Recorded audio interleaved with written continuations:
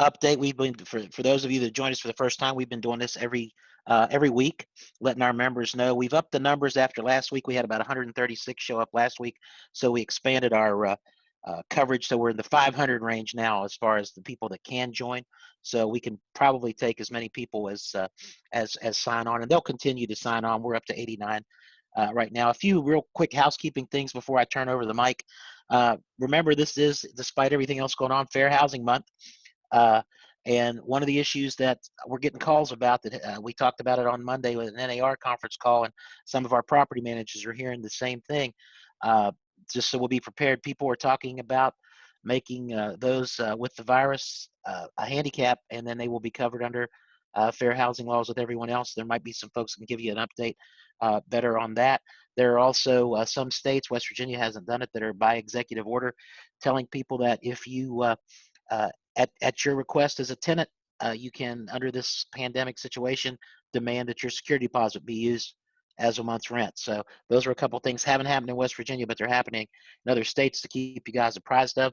Courthouses are slowly coming around one way or another, so that we can get stuff done, get deeds dropped off, get titles searched, that kind of thing. Some of them are doing it by appointment. Some of them are doing just a drop box, put it in, and so forth.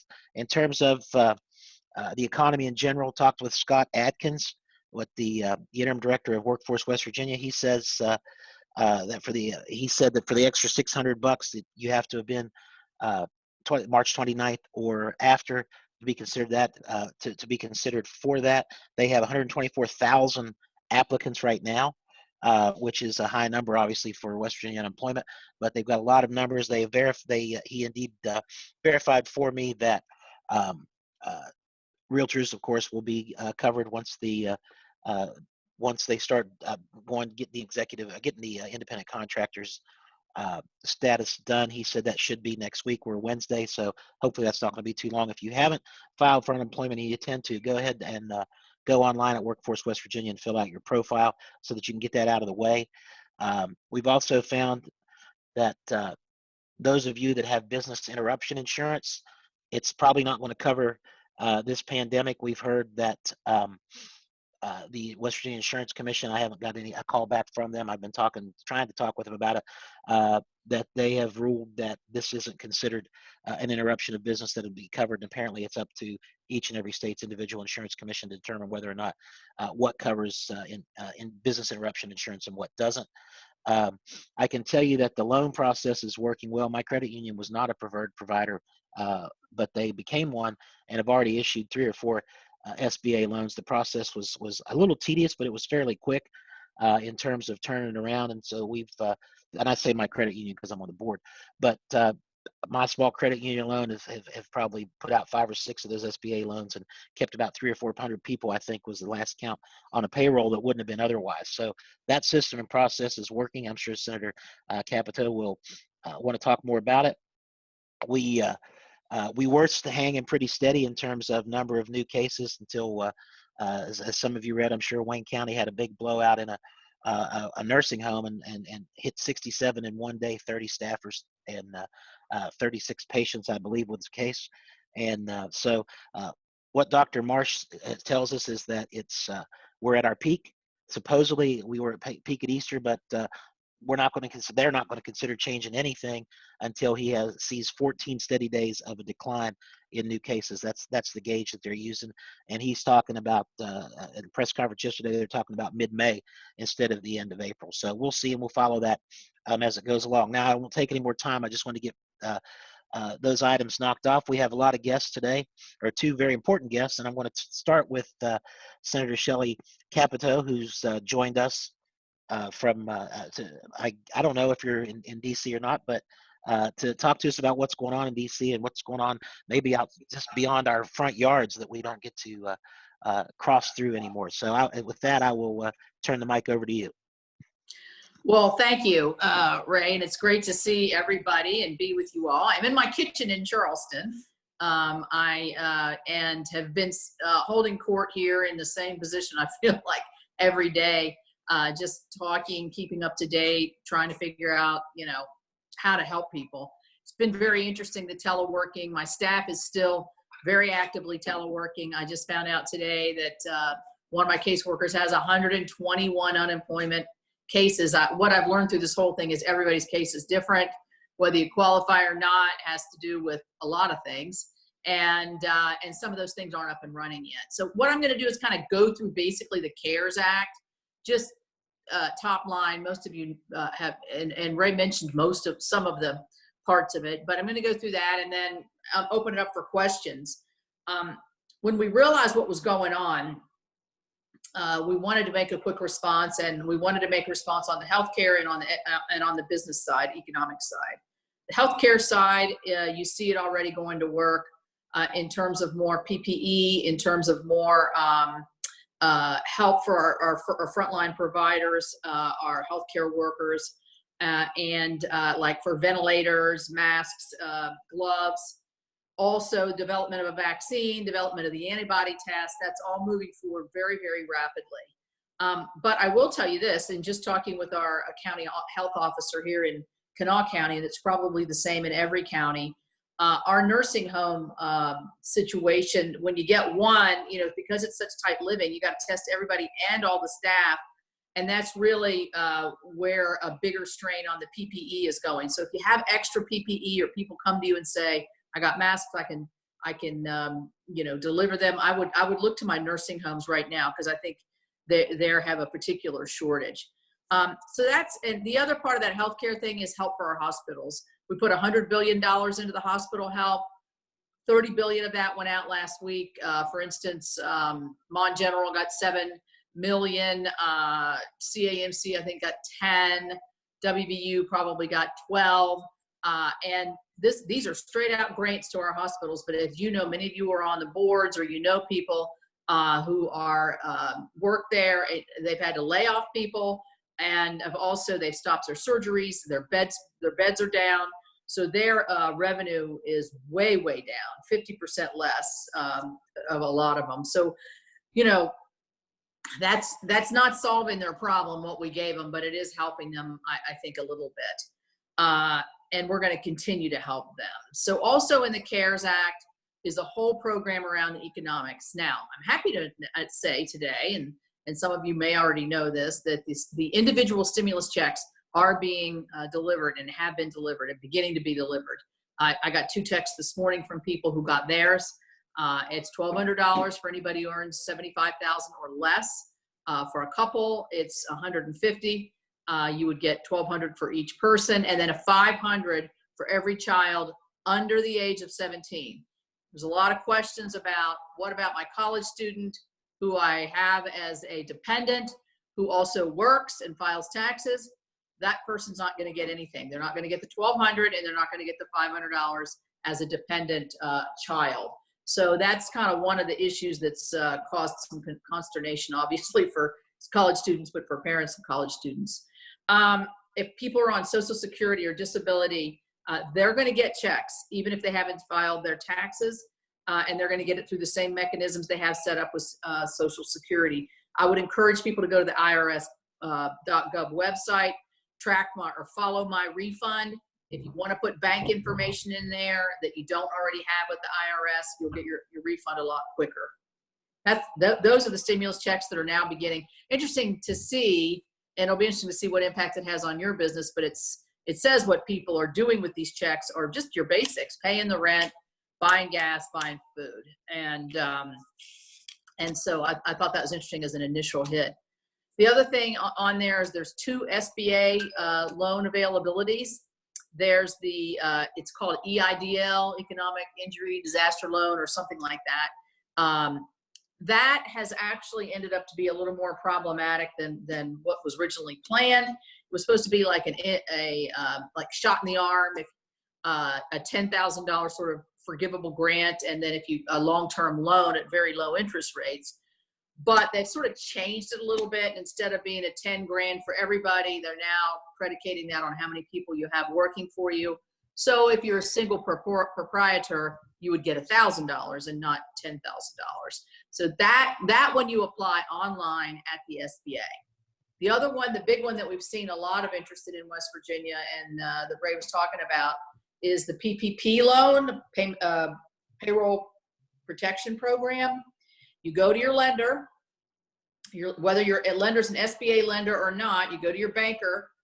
There's a lot more people out there that don't give SBA loans that are doing these loans. In the state of West Virginia, I believe we have 5,200 small businesses have been helped or been approved for loans of over $1 billion. And some of that money is really going out. The point of that is to keep people employed or keep people on the payroll. So it consists of what you would say is a loan that is predicated on your payroll, your rent, your mortgage, and your utilities. And for an 8-week period of time, that part of the loan becomes forgivable. But you got to keep people on your payroll. You can't say my payroll's this big, this is what I get, this should be forgivable. It's only forgivable if you use that money to pay people. And some people, for some reason, don't understand that. But, we're not going to pay people to have people on a payroll that they're not on the payroll. And so that one, we have had a lot of questions in our office. Many of you know, and Erin's on the phone with me now, and Mary Elizabeth. Our office here in Charleston's been helping people at 304-347-5372. So I would imagine as realtors, you're going to qualify for that. If you're a sole proprietor, if you're an independent contractor, you're still going to qualify for those things. If you're a nonprofit, those are qualifying too, if any of you are involved with nonprofits. The other part is the unemployment insurance. Ray talked about that too. $130,000 in the state of West Virginia, which is unbelievable. There's an extra $600 a week benefit to that for an additional 4 months. So that one is being run through Workforce West Virginia. And he's right to say, go ahead and apply. I would do this because we've expanded the eligibility of unemployment for this emergency period. And the feds are paying the states to do this. So that one, I'm advising everybody. And if you can't tell, well, where am I going to end up better? You could maybe go ahead and apply for both and then decide in the end, am I better off on unemployment for 4 months, or am I better off with a PPP loan? You can make that determination. And so that is the status of that. There are larger loans for larger businesses because the PPP loan is only for businesses 500 and below. But I mean, the fact of the matter is, until we curb this virus and the spread of the virus, we can't go back to life as usual. I mean, it's so weird to be in my house so much. I mean, I'm now going through my kids' elementary school homework that I saved and throwing a lot of it out. But, things that I thought I'd never get around to doing, I'm getting around to doing. I could hear my husband upstairs doing a little honeydew job himself. So, that aspect of it has been sort of funny and good. We've been lucky enough to stay healthy, but we're really not interacting at all except to go to the grocery store. So I just thank you for everything you do. I know your businesses are tough. Nobody any possibly be looking at homes, very few anyway, and making those kinds of plans with the economic uncertainties. We're going to go back. We're not scheduled to go back till May the 4th now. We were going to go back April the 20th, but that got pushed back. And I think we're going to be doing another relief package. So if you have some questions, qualms, people falling through the cracks, this is the time to get that information to me so I can help formulate that next package. But by and large, I think West Virginians have done well. I think the governor was right to shut us down early like he did. I think he's been shown to be correct in that. And so far, we've lost 10 people, which is really, really sad and really hard. I'm very concerned about our nursing home and senior living facilities because there's so many health challenges there. So I'm going to stop there because I don't want to just chat. I want to go ahead and take questions if you guys have questions. So thank you. And thank you, Senator. I neglected to mention, too, that Senator Capito, for our issues, probably has a 100%, if not better, voting record on Realtor issues. She's very supportive of our issues and always been very supportive of us. And so I wanted to, I meant to mention that ahead of time. Any questions? We've got some that are, we're getting on chat, but they're not specifically directed towards the stimulus package. One question is, do you have to apply for unemployment every week? And you do have to, is my understanding. You have to file every week in case you had income. and you have to report that income. So you have to file every week to do that. A question for you comes from one of our property managers. Has there been any consideration of rent relief in the next relief package?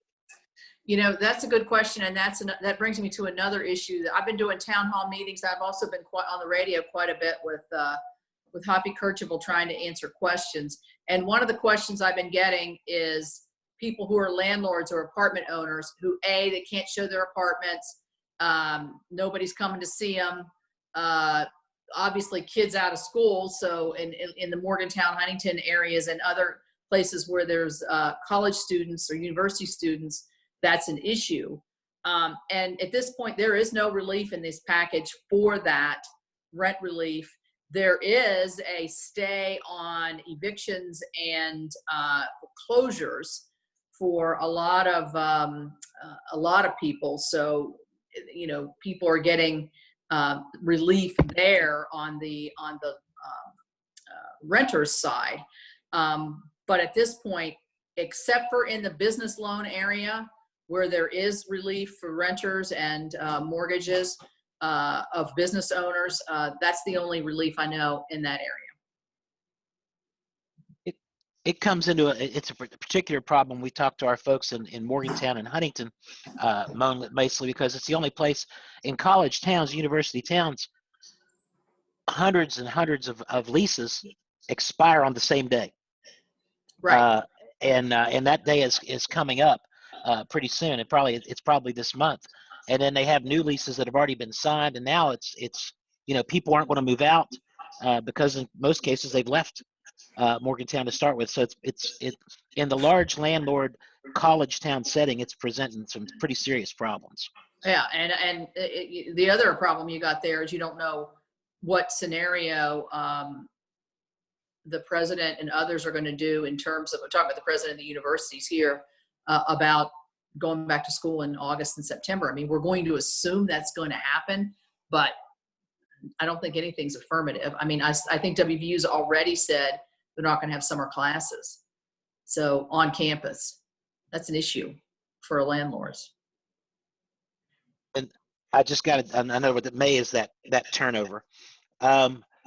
Here's another question is, wouldn't rent relief be covered in the EIDL loan? Well, in the EIDL loan, that's a different type of loan. That's a small business loan that you apply through on the smallbusiness.gov site. The problem that we've encountered on this one is that originally it was supposed to be as much as a $2 million loan that you could pay back over 30 years. Well, because of the demand, it has been sharply reduced. I mean, sharply reduced. And to the point where I think the availability is only $25,000. You could use that for whatever you wanted, but it's not a forgivable loan. And it is, yes, you can use the EIDL loan for rent relief. Yes.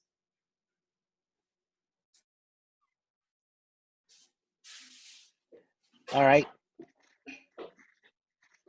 Here's one. If you look like married, a disc jockey. it mutes my sound when I flip it up, so I keep flipping it up and down. Oh, okay. If you're married and file taxes jointly, would that affect an unemployment claim? I have no idea. I would imagine your unemployment, I mean, I'm not a master at unemployment, but I think the unemployment claim is done individually according to what person has been working and if they lost their job. If you lost your job, if you can't work, if the 130,000 people have been furloughed or fired or let go, doesn't matter how you're filing, I don't think. So, are those of us on IRS payment plans eligible for stimulus help? Yes.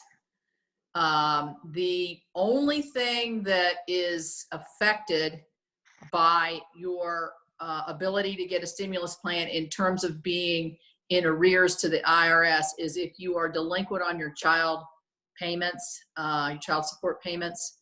That's the only thing that could possibly influence how much you get and when you get it. But if you're on a payment plan, it shouldn't affect your $1,200 stimulus if you make under $75,000.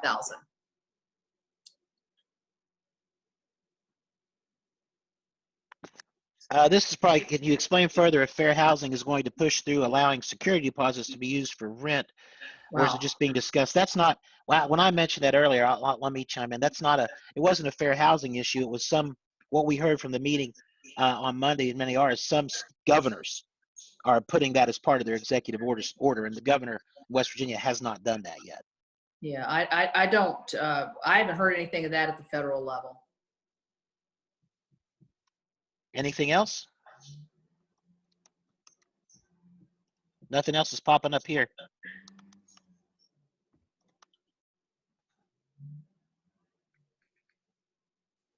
Any other questions? All right. Senator, thank you for taking the time to join us. I know you're very busy, Sure. even in your kitchen. Sure. And we I'm appreciate not all cooking. we appreciate all you do for us. Thank you. Thank you. Thanks. You guys hang in there, and brighter days are ahead. We know that. We're just hopeful that, sooner than later. And on this rent thing, I think we need to think about that a little bit more in terms of landlords and large holders and stuff. That might be an area that we need to look at for some sort of availability of some relief there. But I'm not making any promises. I'm just saying that's something I've heard more than a few times. But thank you very much. Great. Thank you. All right. Next, we have with us from National Association of Realtors, Dr. Jessica Lotz. He's going to, Lotz, I hope I pronounced that correctly, who's going to give us kind of an update on what's going on in housing trends nationally and so forth, and anything else that you want to chime in on that we've already discussed. So, Jessica, we'll turn it over to you. Great. Thank you guys so much. So we've been keeping track of this for the last 6 weeks, doing a flash survey. It is a national survey. So the reports are not broken out by state or local, though there are a number of states and locals who have actually copied the questions and actually put the results out so that they can compare and contrast. So if you guys would like to do that, I'm happy to send you the survey to be able to do that. On a national level, we are sending out 100,000 surveys every week, which is actually a very large sample. We're getting a very strong response rate. So we typically have about 6,000 responses every week that this is based on. It's being released on Thursday. I'll give you guys a sneak preview of the data. It's very, very similar to actually what we saw last week, which to me is a good sign that we are not seeing drastic changes on a week-to-week basis, which we had over the course of the last 6 weeks.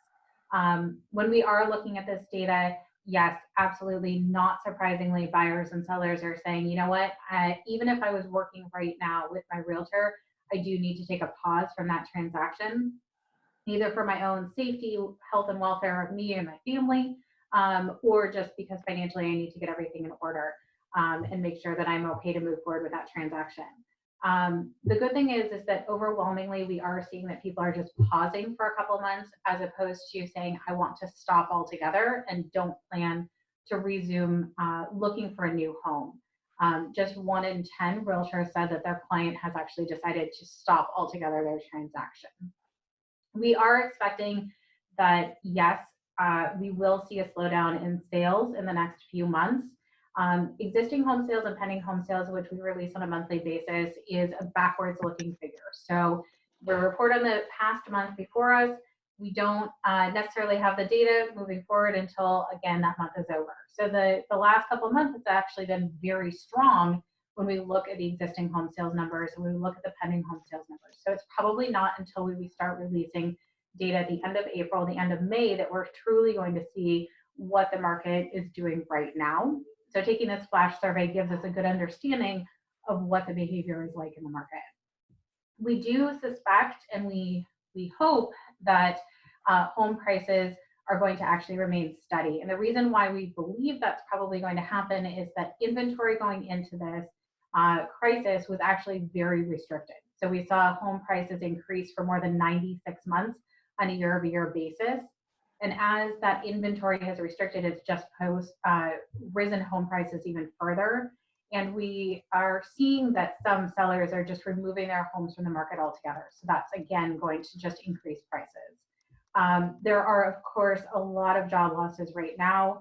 That being said, those who are losing their jobs, we are hopeful, of course, as industries rebound. So restaurants, once they reopen, people will be rehired back. and the economy will again start moving.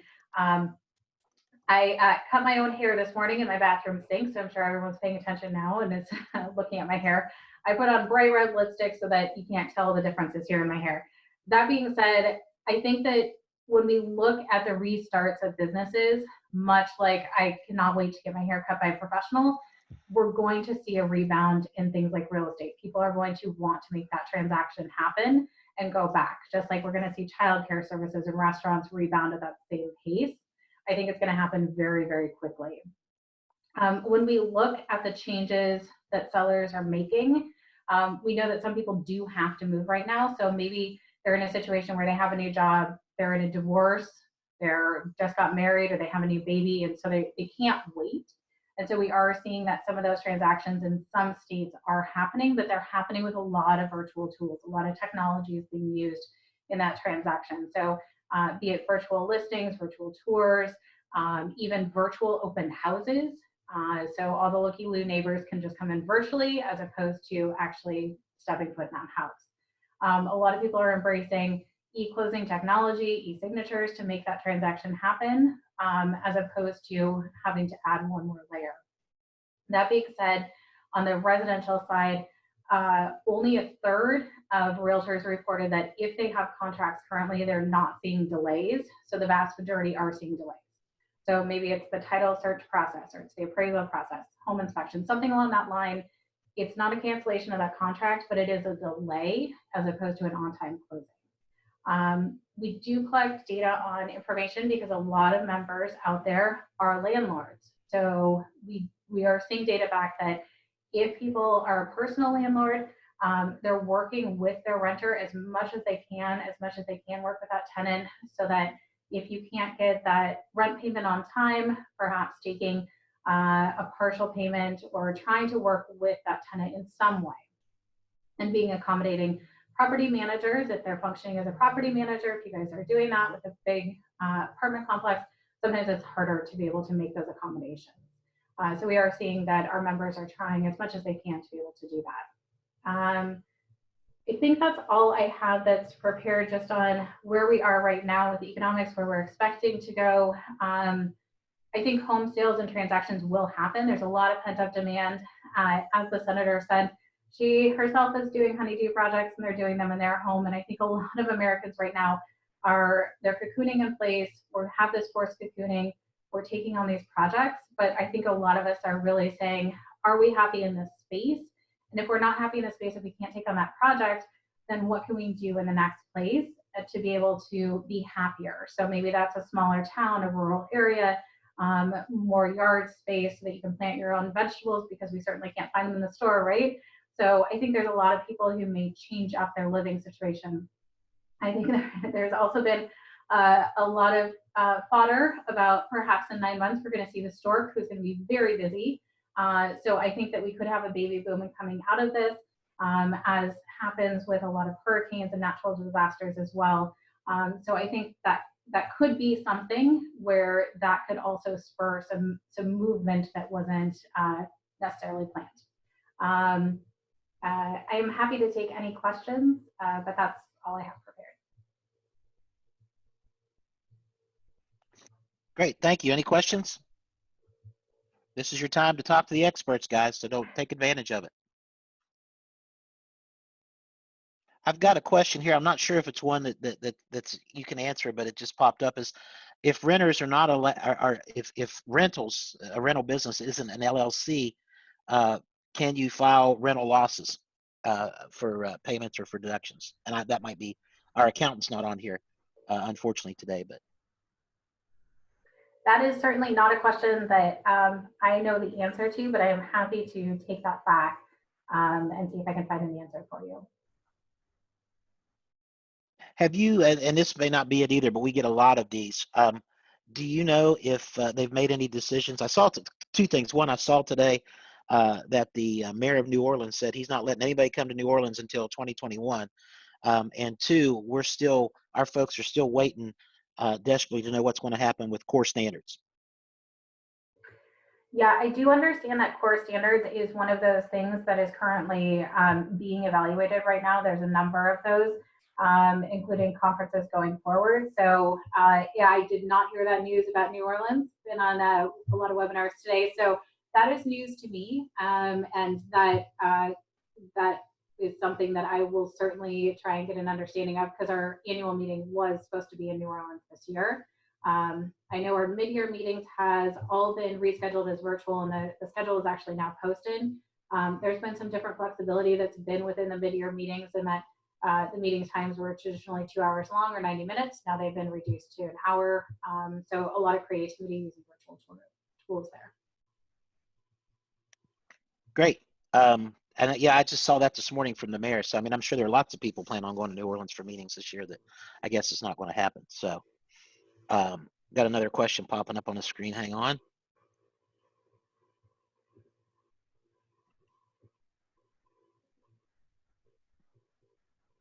I was told by my property manager in Maryland that tenants have to pay rent at some point. If they're not paying now, it's not a get out of jail free card. Not sure if that's the case here in West Virginia. So it may not be that the rent loss is true loss. Just wanted to tell everyone. And that's true. I mean, the forbearance doesn't forgive them from paying their rent, but we also have a lot of property managers that were in the process of evicting people prior to the pandemic that then couldn't complete that process when the courthouse is shut down. And consequently, there's a lot of people that are renting for free now, or living for free across the state. But no, I mean, there's no rental forgiveness, but it's still the burden of the landlord to evict if they don't pay. That's the problem. And they can't evict right now. Any other questions? Anyone else? Well, if you want to stick around, I'm sure we always have questions that we don't. So I'll do our round robin now with some of the other folks that are kind of our regular scheduled guests. We'll start with Jerry Foran, Executive Director of the Real Estate Commission. Jerry, do you have anything you want to add to the fire today? I do. I've got 3 things I want to talk about today. First off, everyone knows that the renewal season starts on May 1st. Last Thursday, we mailed out about 7,000 pieces of mail. And out of those 7,000 pieces, we've already had 200 of those returned for insufficient address. And basically what it is, those are folks that have moved since the last renewal season and they did not change their address with the commission.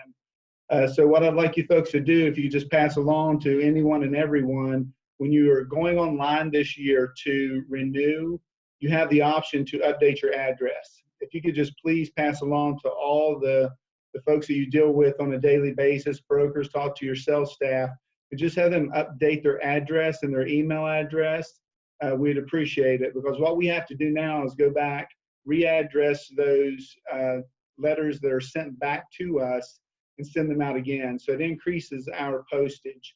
Not that it's a lot, but every little penny counts right now. And I'm hoping that most of you have already gotten your renewal letters in the mail. If you have not, they should be getting there soon. We had roughly 300 that were messed up in the print office, and the print office reprinted those and sent them out on Monday.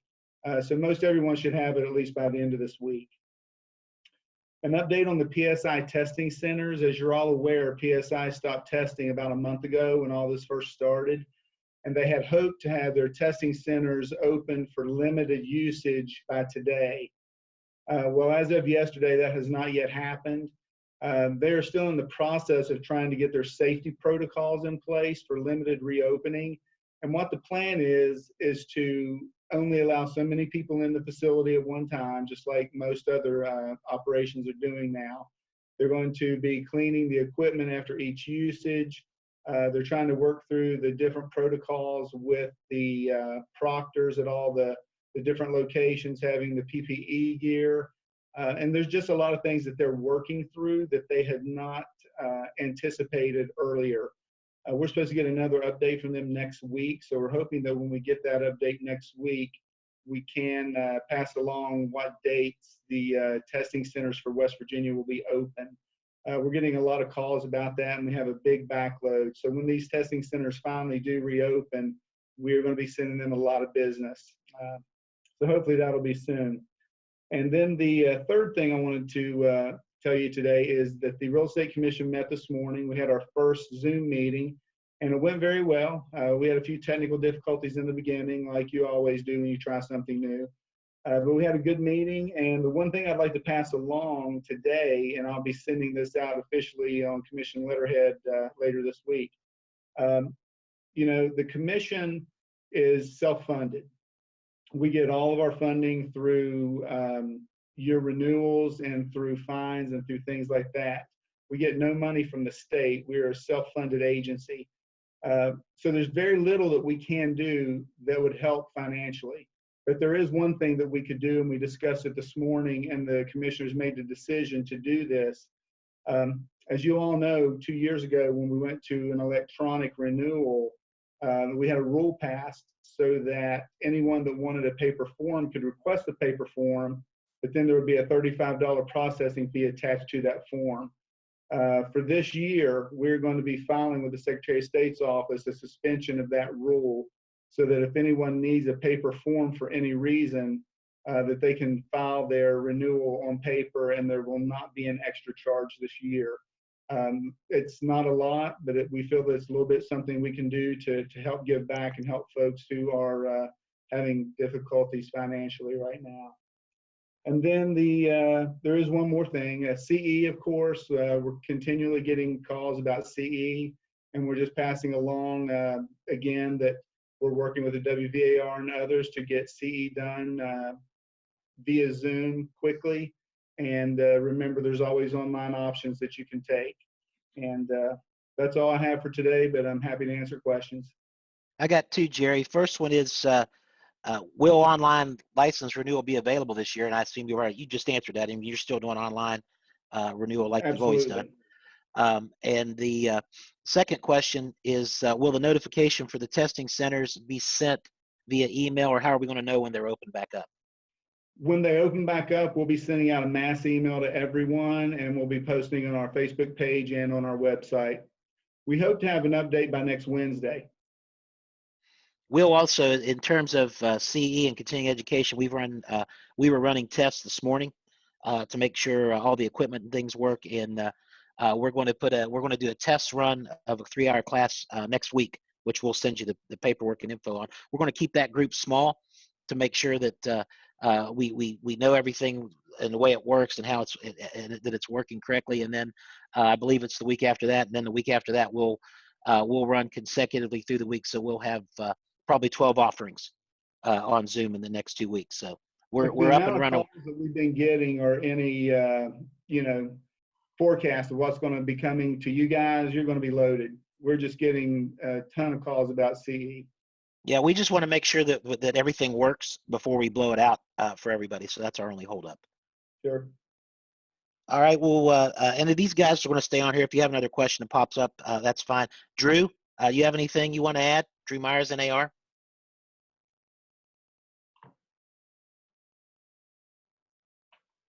Looks like he left. Oh, no, there he is. All right. Drew? I apologize. It took me a second to find the right button to get my video back on. Yeah, so thanks. I'll just mention a couple of quick things, a few reminders, and a couple of quick updates. First and foremost, I've said it before, and I want to continue to reiterate the resources that are available on our website. So please check out, if you haven't, coronavirus, nar.realtor/coronavirus. Of course, you can go to the homepage and search it, and it'll pull up as well.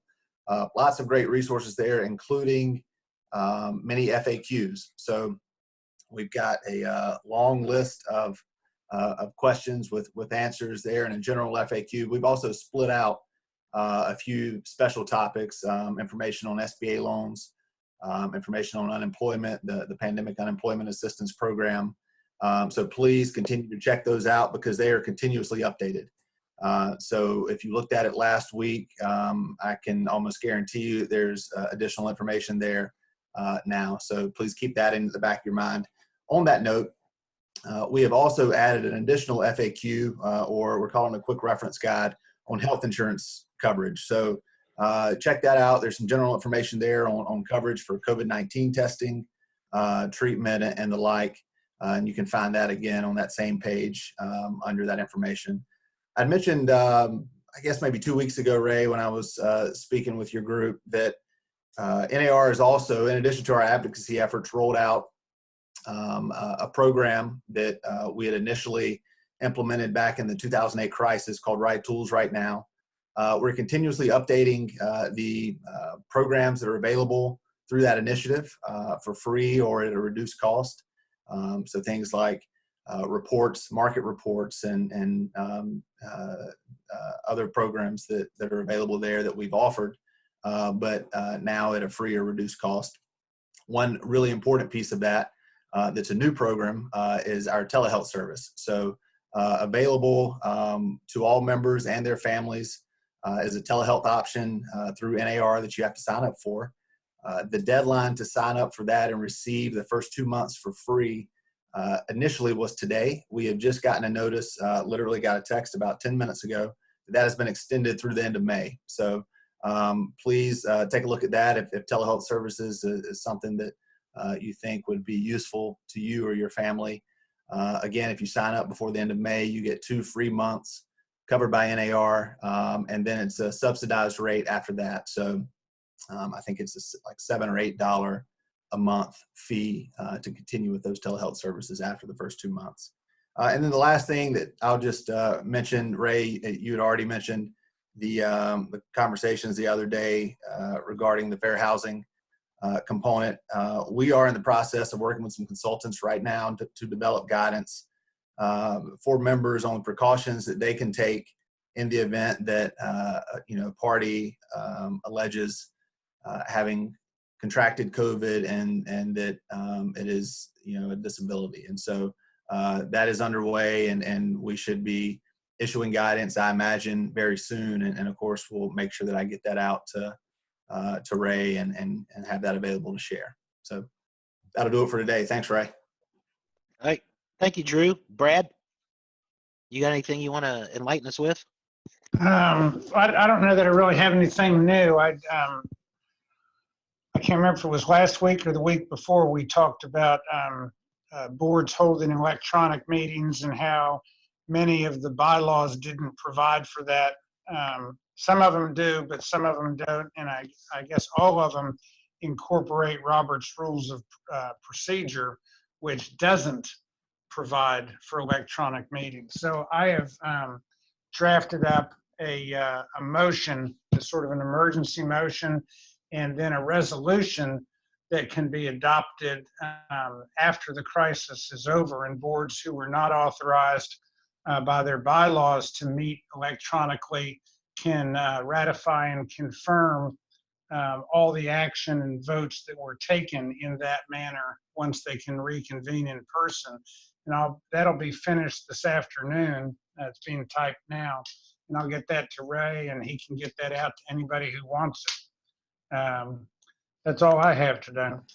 We're also, through Brad and some of his legal assistants, we're looking through some of what Drew talked about as how we can best prepare our members in terms of COVID infection for clients and potential COVID infection, if you do or don't know about that and are aware of it. Do you want to touch on that, Brad, or do you want to wait until we have some guidance?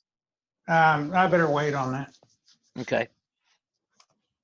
All right, then, Hauser, you got any updates from the housing world?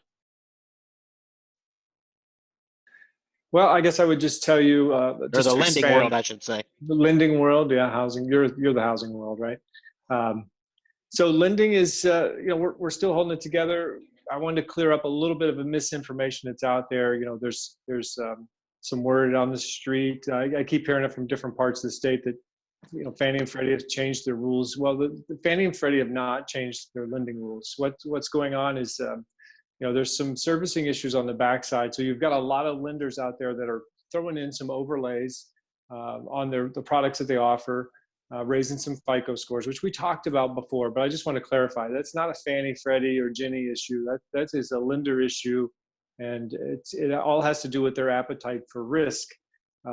With the issues that are going on with servicing, so the continuance of the forbearance claims that continue to roll in is causing a lot of pressures on servicing. And so lenders who have limited ability to move those loans off, or if they have an issue with loan quality, maybe they always accept a little less loan quality, they are going to have a hard time moving some of those loans off. So you're going to see some lenders moving their credit score requirements up, reserve requirements up, but those are lender mandated changes. They're not Fannie and Freddie changes. So, there's a real flight to quality, I guess, just to kind of wrap that up. There's a real flight to quality in the industry right now, as far as us as lenders making good quality loans to individuals, making sure that, their credit scores in check, but also that they're well funded and they're well reserved. So, we're going to continue to see some changes there, and just making sure that loans are better quality, which means, this is kind of going back to 2008, which means we're going to see tighter guidelines, a little bit more requested from the consumer to get us to the closing table. And since the senator's on here, I guess I would go ahead. Good afternoon, Senator, and mention that there's been an ask for a liquidity facility to help mortgage servicers with some of the forbearance requests that happen, because when a person files for forbearance, what happens is that trickles down to the servicer to make the payments on behalf of the borrower. So that money has to come from somewhere, and servicers aren't really well capitalized to continue to front those payments. So, going along with the forbearance requests from Congress, the servicers are certainly playing along, but there's eventually we're going to run into an issue with servicers having a little bit of a financial crisis of their own. But as far as business in general, it seems to be well. This is a great time for us to push on Senate Bill 3533 that Kramer and Warner introduced, which allows us to do remote online notarizations. That would kind of be the final piece in some of the changes that we've adapted to along the way to make it a little easier for folks to apply for a mortgage and get through the process. The FHFA have given us some leniency on appraisal, what they'll accept there as far as desktop appraisals or drive-by appraisals, and even some leniency on verifying employment. But the signing of the notarization of the deed and trust or mortgage note is still a little bit of a health risk for the consumer and for the attorneys that are facilitating those closings. So we've got a couple of things out there that we're pushing on as well. But, okay. We can talk more about that offline, obviously.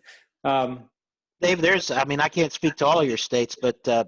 Secretary Warner has issued an emergency order to allow remote notary in West Virginia. So in West Virginia, a notary has the ability to watch via a Zoom meeting or FaceTime all the documents being signed, and then they can send the signed documents to the notary, who affixes the seal and sends them back to them.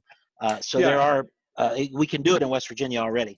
Well, what we're doing in West Virginia is it's kind of a hybrid. Right now we're doing, so Prime Lending, for example, we're doing an e-close, and a lot of lenders are going to an e-close, but there's still and the Secretary of State of West Virginia pushed through the ability to allow, to facilitate that kind of remote notarization, but it's kind of a quasi-remote. Remote notarization technically could be two individuals in two different physical locations. So some of what they're doing in West Virginia now is at least they're coming in and they're having some kind of, they're linked together somehow, whether it's in a separate room or a camera or whatever. But the true bill is to an actual remote where I'm holding up my ID and you're notarizing it on the other end. So there's a little bit more to it, but we're close to that. Well, you can do all of that, except they actually have to send the document to them, be notarized, but they can be across the county if they need to be and watch it on video as long as they're recording it. I just got off the phone with Secretary of State's office today, so you can do it remotely. It's just a matter of the notary has to have the capability to record it and keep that recording. Correct, the e-note ability, which is also a servicing issue. So there's a couple components to it, but that's a little clumsy, but we're certainly making progress there. Senator, did you have something you wanted to add? I'm sorry. No, I am good. I've been kind of distracted because my husband's been on the roof of our porch, and I am making sure he's not falling off the porch. I can Send see me, I can Ray. see that one window behind you. So if he falls I down, keep- I'll let you know. Yeah. Yeah, that would not. Hey, Ray, this is Jeff. Go ahead, Jeff. Yeah, Senator, I want to talk with you just for a second before we see someone fall Yeah. and you have to leave. Now, just talk about our industry a little bit. And I'm coming to you from Wayne County, where we've certainly experienced some pain over the past few days. Right. You know, our industry is so different than many. The Rocco's restaurant started experiencing pain the day they shut the doors. As with us, you know, a lot of us, like March was one of the biggest closing months that my little company has had in a few years. But our pain's coming because we're not showing houses. Our pain will be in the April, May, Junes, and you know, 30, 60, 90 days. So the assistance that's coming out now is important, but assistance in the future will be very important to so many of the people, you know, in our business at all levels. So I don't know if there's been any conversation about what will happen next.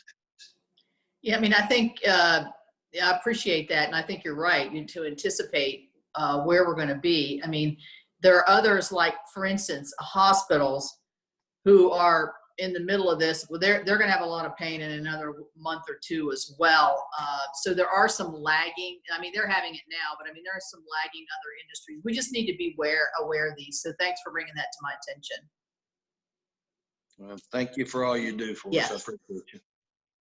Hey, Brad, could I ask you a question? I don't know if Brad's still on here or not. Or if Sure. Yeah, I'm here, Jeff. Okay. If any others are aware, I know that some companies have taken great precaution to make, more or less for liability purposes, I think, to register prior to entering any property. I don't know if that is something that we could work on as an association to protect our people, because, you know, unfortunately during crises like this, there will be a lot of liability to come afterwards of things that were done properly or not done properly during this time. I don't know if there's any recommendation that we could bring to our membership to say this is a procedural, you know, some steps to follow prior to entering a home or allowing the home to be shown. That's one of the things we're researching right now, Jeff, to find out what the best approach would be for that. And there apparently, I haven't seen it, but I've got other people researching it, and they're looking at case law with respect to other outbreaks. Certainly, you know, it's too early to have any specific guidance with respect to COVID-19, so we have to look to similar circumstances. But I expect we'll you know, arrive on a conclusion later this week. Great. Thank you. Sure. All right. With that, if there is, wait a minute. Jessica Lipscomb said, I have read that some state associations have provided waiver forms that agents can have clients sign before entering the property or showing. That's, as Brad said, I mean, that's pretty much what we're investigating and reviewing, because you've got a slippery slope between right now. If we use disclosure law on the books, and Brad chime in, if you don't know that they're infected, then you can't be held liable for that. And if we start signing a lot of forms and filling out things and asking questions, then we could, if we don't do things the right way, we could actually increase our liability, not decrease it. And so that's what we're investigating. Is that a fair assessment, Brad? Yeah, except I don't know. You mentioned the disclosure law on the books, and I think when you say that, you're probably talking about disclosure of defects or conditions. I guess this could be a condition in the house. If somebody being brought into the house might catch it, certainly that wouldn't apply to somebody bringing it into the house. I just meant the knowledge, whether you actually know it or not. Knowledge. Yeah, and that's a critical point with respect to disclosure or any kind of tort liability. I mean, if somebody was intentionally exposing people to COVID-19 and not taking what should be well-known precautions, because it's all over the news and, posters anywhere you go. That would be a basis for liability. But if someone has no basis to know, I have a hard time believing that there would be any liability. It's sort of a common enemy to all out there.